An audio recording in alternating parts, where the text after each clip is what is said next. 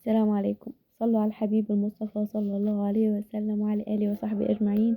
ويلا نعمل طبقتين من السعادة، مش بسبوسة بالكريم كراميل طبعا. طول الشهر الخير واحنا معتمدين كنافة جلاش بسبوسة. مهما عملنا اي حلويات تانية وشوكولاتات بقى مش عارفه ايه، لكن البسبوسة والجلاش والكنافة لازم مكملين معانا طول الشهر.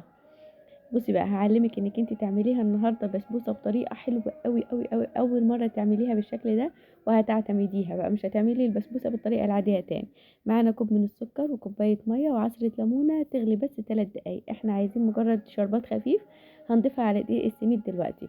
هو اقول لك المراحل اللي احنا هنمشي بيها بالظبط. وهنا معايا 4 مكعبات كبار من الزبده، وهضيف عليهم كوبايه من دقيق السميد يتحمص معانا كده كويس. انا هنا كنت مشغله النار عاليه جدا لان انا واقفه قصادها وايدي فيها. لو انت عارفه نفسك انك انت هتنشغلي في اي حاجه تاني وانت واقفه، خلاص خليها على نار هاديه شويه، وابداي قلبي فيها شويه شويه لغايه ما تاخد لون يا دوب كده غامق شويه، لكن ما تخليهاش تغمق منك جامد عشان ما تمررش. هو كده اللون اللي احنا عايزينه. دلوقتي هضيف عليها الشربات اللي احنا عملناها، شربات خفيفه. لو حابه تحطي لها معلقتين يعني نقطتين فانيليا سايله خلاص تمام، بس احنا الكريم كراميل هيخلينا يعني نلغي موضوع الفانيليا خالص، لان ليه ريحه طبعا وطعم حلو قوي. وهضيف هنا كوبايه كمان من الحليب. هفضل اقلب فيهم لغايه ما توصل لسمك معين هقولك عليه. احنا مش عايزينها سايله ما هي كده، بحيث ان احنا لما نضيف عليها الكريمه اللي احنا هنعملها ما تختلطش في بعض، ولا عايزينها ان هي تقيله قوي بحيث ان احنا برضو ما تتكسرش مننا لما نيجي نقطعها. وهقولك على طريقة تقديمها تعمليها بطريقتين، وهقولك على طريقة القشطة او الكريم كراميل برضو هتعمليها بطريقتين، الاتنين احلى من بعض. حابة تعمليها زي ما انا عملتها بالظبط تمام، لو حابة تغيري هقولك تقدري تعملي ازاي. هنا هضيفها كده في بايركس او في بولات الايس كريم او في بولات كده عاديه، لو حتى في كوبايات كده واسعه شويه، زي لو عندك عزومه مثلا وعايزه تخلي الواحده بوحدتها ومش عايزه تقطعي كتر اطباق بقى وكده، خلاص اعمليها في الكاسات. لكن لو عايزه تعمليها كده لبيتك حاجه خفيفه وسريعه، خلاص اعمليها في البايركس او حتى في صينيه عاديه. اي حاجه انت مش هتدخلي فرن ولا اي حاجه. هنا احنا حطينا الطبقة بتاعة البسبوسة، وهقولك على طريقتين للكريمة.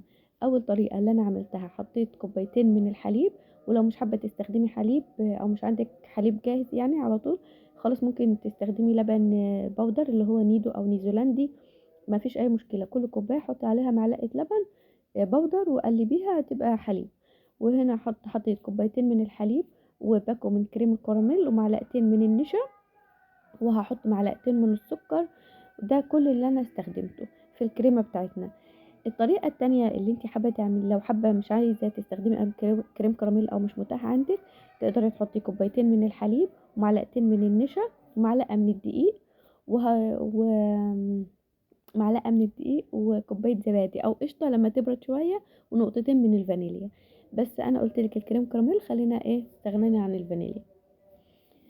ما فيش، انا كده يا دوب كده مسكت نفسها كده شوية، كنت جهزت الكريمة حطيتها عليها على طول تبرد كده 10 دقايق ودخلتها التلاجة.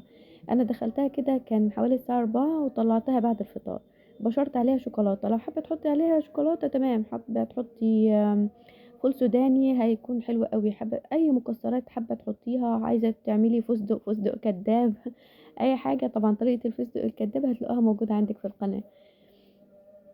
اتمنى انك انتي تشرفيني وتتابعيني على صفحة الفيسبوك وقناة اليوتيوب. ان شاء الله هتلاقي حلويات ومخبوزات واكلات وحاجات سهلة وحاجات شديدة بقى للعزومات، طواجن فخمة، حاجات حلوة قوي قوي. اتمنى انك انتي تشرفيني. السلام عليكم ورحمة الله وبركاته.